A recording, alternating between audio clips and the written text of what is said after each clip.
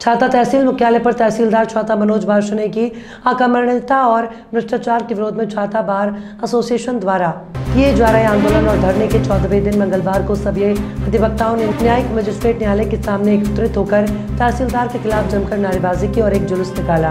ये जुलूस पूरे तहसील परिसर में होता हुआ उप जिलाधिकारी न्यायालय के सामने धरना स्थल पर पहुंचा। जिलाधिकारी से मुलाकात होने पर उन्होंने छाता बार एसोसिएशन के पदाधिकारियों से तहसीलदार का स्थानांतरण मुड़िया पूर्णिमा मेले के बाद किए जाने का वादा किया, लेकिन जिलाधिकारी अपने वादे पर खरे नहीं उतरे। वहीं तहसीलदार छाता ने छाता बार के अधिवक्ताओं को जवाब देते हुए कहा कि ये मेरे से गलत काम करवाने के लिए नाजायज दबाव बनाते हुए धरना प्रदर्शन कर रहे हैं। आपको बता दें कि एक पत्रावली है जिसमें एक अधिवक्ता स्वयं शामिल है और वो स्वयं जानते हैं कि वो फर्जी पावर ऑफ अटॉर्नी है, अपंजीकृत है। वो इस क्षेत्र का रहने वाला इंसान भी नहीं है, जिसके नाम से इन्होंने फर्जी दाखिला खारिज पूर्व तहसीलदार से करवा लिया है।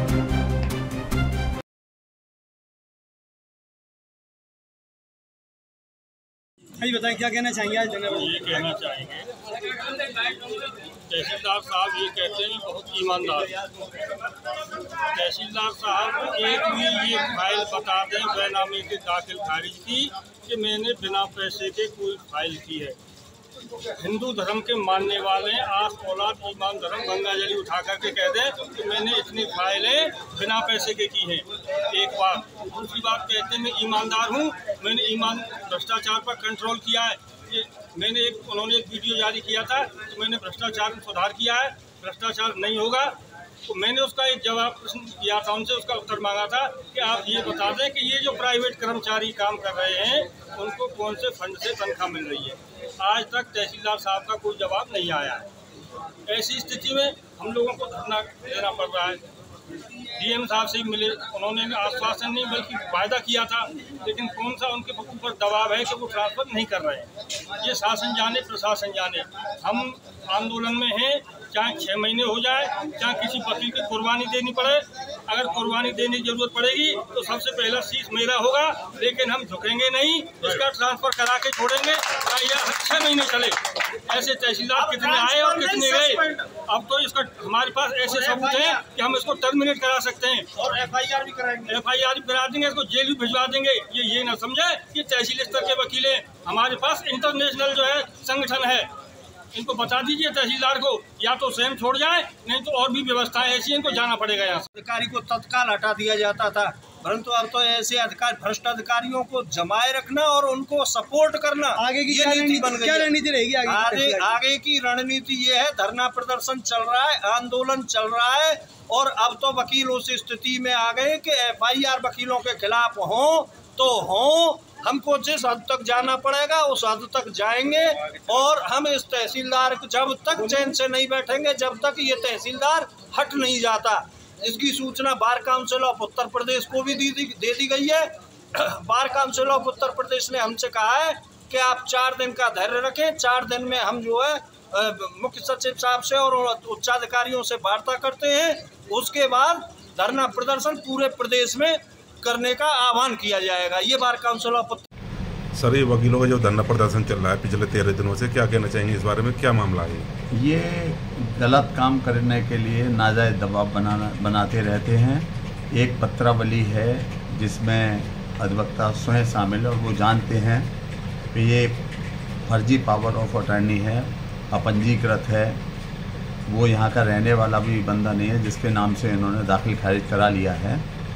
उस पत्रावली को लेकर इन्होंने विवाद शुरू किया है, और जो लोग आरोप लगा रहे हैं वो स्वयं अपने को जानते हैं कि वो कितने बड़े शुद्ध और ईमानदार हैं। वो स्वयं देखें कि जो आरोप लगा रहे हैं वो 307 के मुलजिम भी हैं, काले तेल का व्यापार भी करते हैं। इसी तरह मेरे को न्यायिक कार्य में लगातार बाधाएं उत्पन्न पैदा कर रहे हैं। मैं ऑफिस में जाता हूं तो गाली गलौज करते हैं, बैठ के अनियमित रूप से कभी न कोई अनुमति ली गई, तहसील में ज़बरदस्ती इन्होंने बिस्तर डाल दिया है, वहाँ पे बैठ के समोसे खाते हैं, गाने बजाते हैं और हड़ताल का रूप देते हैं कि हम हड़ताल पर हैं। और कोई अगर वादकारी आए तो उसको ज़बरदस्ती बुलाकर उस फर्श पे बैठा लेते हैं, चाहे वो बैठना चाहे या नहीं। कुछ सीनियर अधिवक्ता हैं जो बेचारे नहीं बैठना चाहते, उनको भी बैठाते हैं। ऐसे केवल अमुक 8 या 10 अधिवक्ता हैं, बाकी 290 अधिवक्ता कार्य करना चाहते हैं। दूसरी बार ने लिख के भी दे दिया है कि हम कार्य करेंगे, लेकिन उनको भी कार्य नहीं करने देते।